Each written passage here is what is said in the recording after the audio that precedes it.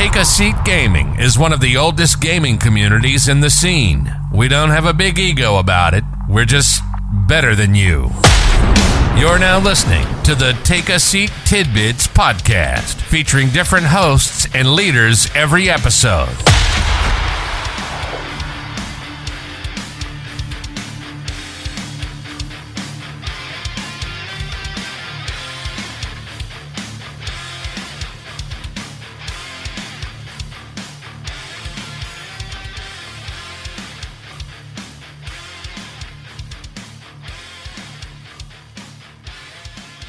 Hey everyone, you all know me. My name's TSB King Warthog. I am all by myself today, bringing you another episode of the Take a Seat Tidbits podcast. Today I'm going to be starting the first of a new series of short episodes that'll be showcasing the stories and the plots of some classic and popular video games. Now, if you've ever played these games before, then this will be an awesome walk down memory lane. But if not, then maybe these episodes will turn you on to some games that you haven't given a try to yet. Right off the bat, we're starting off strong with one of the most popular franchises ever. We're going to talk about the Halo franchise. Now, when you talk about the Halo franchise, one of the first things that you think about is Master Chief. Master Chief is one of the video game's most recognizable characters. And as a part of the prominent Halo franchise, it's been a wild ride for the Chief. With names like Gravemind, the Prophet, Forerunners, and the Flooded being tossed around, you can find yourself lost in the story of Halo. The militaristic science fiction story has really captivated many people worldwide. And so where we start off is where the precursors created life. Now, the precursors are one of the most ancient recognized races in the Halo universe. They created life and preceded the Forerunners. This advanced species is transcendent, meaning they connect with the universe on like a more profound level. At some point, millions of years before the Halo games take place, the precursors appointed the Forerunners to be the protectors of the universe, laying on them something called the Mantle of Responsibility. Now, as the protectors of the galaxy, the Forerunners wanted to be as advanced as the precursors. However, the precursors wished to strip the Forerunners of the Mantle of Responsibility and looked to ancient humans to become the new holders of the mantle. This shift in power did not sit well with the Forerunners. They launched a war against the precursors, who were caught off guard by their attack and wiped nearly to extinction. Now, a fraction of what they once were, they lay dormant as like a molecular dust. Now, this dust that the precursors transformed into became infected as time went on. Corrupted by the precursors' rage at their betrayal, this diseased dust could mutate, and the mutated species would later become the Flood. Now, 10 million years after the precursor Forerunner War, prehistoric humans unknowingly fed the tainted powder to domesticated animals such as the Faru. The domesticated animals exhibited improved behavior from being fed the tainted dust, and after a while, though, the Faru turned on their masters, becoming the first known source of the Flood outbreak. Now, ancient humans fought the Forerunners in an attempt to escape worlds corrupted by the Flood, and Forerunners punished this perceived aggression by returning ancient humanity to a more hunter-gatherer societal state, right? Now, exhausted by this fight with humans, the Forerunners were unable to properly combat the Flood when they began to attack them. They then created the Halo Rings to eliminate all life that could serve the Flood as a host, including themselves. Now, however, Forerunner life workers left behind quote-unquote seeds of living populations to be sent to various worlds so that life could exist beyond the Forerunner's doom. Now, after the firing of the Halo array, thousands of years passed, and humanity evolved on Earth into something quite similar to what we see in real life today. Now, meanwhile, I don't know if I say it right, but it's Sanjium. And Sanjium was also reseeded and evolved into the group many Halo fans known as the Prophets. Now, fanatical religious learnings led the Prophets to consolidating power across a wide range of species, from Ungoi to Sangheili, which are like the grunts and the elites. Forming the Covenant, their mission was to uncover the mystery of the Forerunner devices, including the Halo rings, and complete a great journey by firing the Halo array. Now, at that point, which brings us to Halo Reach. Now, the Covenant and spacefaring humans eventually clash, and the Human Covenant war begins. Reach, one of humanity's colonized planets, is attacked by the Covenant. Even though it is also home to the Spartan training program, the planet eventually falls to the Covenant, starting Halo Combat Evolved. Now, Master Chief is awakened from cryosleep upon the Autumn's arrival at a mysterious ring floating in space. Now, the Covenant, who had managed to find them regardless of the random jump, attacks, and Master Chief hops into an escape pod to land on the Halo ring. Now, Covenant run rampart on this Halo installation. Naturally, since Forerunners built this Halo ring, the Covenant are fascinated. The Flood are discovered on the installation, and it becomes a more significant threat than the Covenant. Now, Master Chief destroys the Halo ring by detonating the Pillar of Autumn, and then he escapes the explosion, bringing us to Halo 2, where Master Chief is labeled a hero for his efforts on Installation 04 while on a space station above Earth. Now, as he is receiving this award, they're attacked by the Covenant. After fighting planet side to try to repel the Covenant invaders, Chief follows a Covenant ship through a slip space portal to another Halo ring. Now, the Chief has to prevent the Prophets from activating this newfound Halo ring, and he is joined on this endeavor by an elite known as the Arbiter. The Arbiter uncovers the truth about what's firing the Halo array means and helps initiate a scheme in the Covenant between those who blindly follow the Prophets and those who wish to break away.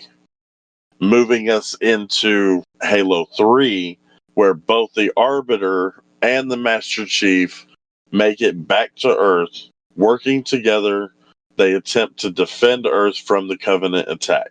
Now, eventually, a ship-bearing Flood crash lands on Earth. The outbreak is contained, but now humanity and the Arbiter forces must focus on combating the Flood and preventing the Covenant from activating the entire array from a place known as the Ark. Master Chief, Arbiter, and a crew of military personnel use a spaceship to travel to the Ark. And at the Ark creates a new ring that Master Chief activates, since it will destroy the Flood in one bang, and Master Chief and his AI Cortana get left behind on a broken ship during the escape from the Ark. Then, in Halo 4, Master Chief is in cryosleep while drifting towards Requiem, a Forerunner planet, and he is woken by Cortana when his ship is scanned by the planet. Remnants of the Covenant attack at around the same time, and the Chief has to crash land on Requiem to escape. He finds out that Cortana is nearing the end of her AI lifespan, and that she is de-evolving into a state of rampancy as a result. While on the planet, Master Chief inadvertently unleashes the Didact, who is the Forerunner's ultimate warrior with a major grudge against humanity. Cortana sacrifices her life so Master Chief can defeat the Didact, starting Halo 5. Now, as it turns out, Cortana did not die after defeating the Didact. She survived, assessed the Forerunner domain, and found a cure for her rampancy. With immortality and a ton of Forerunner resources at her disposal, she aims to assume the mantle of responsibility and bring every living creature under her control, or she says protection. Now, Master Chief and his team of Spartans set out to confront her, but there's ultimately nothing they can do. Cortana enacts her plan, and all species are brought under her command, with only the UNSC Infinity escaping, which starts the events of Halo Infinite.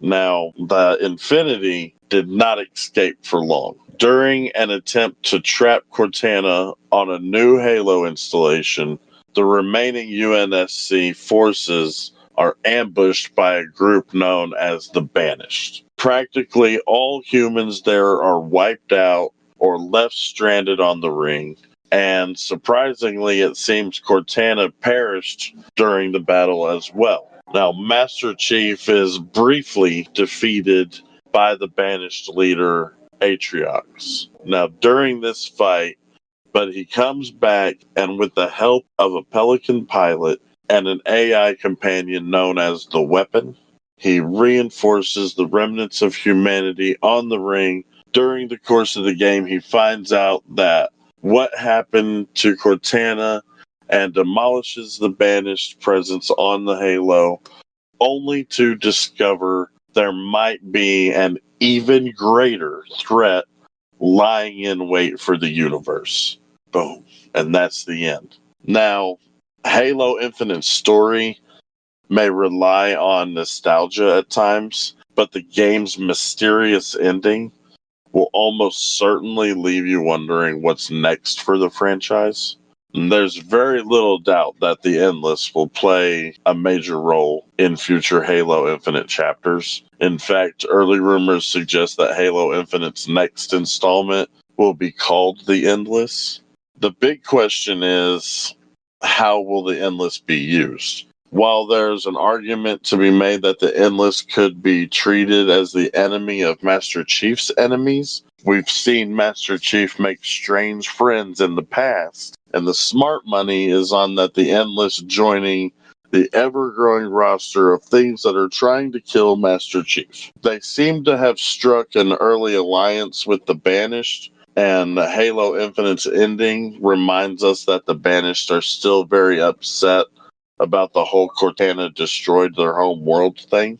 Now, if nothing else, the series could use some new things for Master Chief to shoot at. And there's a fascinating scene, though, towards the end of the Halo Infinite, in which Master Chief and the Weapon jump into a portal to escape the crumbling silent auditorium. They're transported back to Zeta Halo's surface, but the Weapon tells Master Chief that there aren't quite the same, and in fact, she tells him that the portal seems to have transported him 3 days into the future relative from when they left, of course. Now, while that brief time skip could just prove to be a one-off piece of storytelling, it is worth noting that the concept of time is referenced during Halo Infinite's post-credit scene in a way that suggests it is something that can be controlled or manipulated or even weaponized.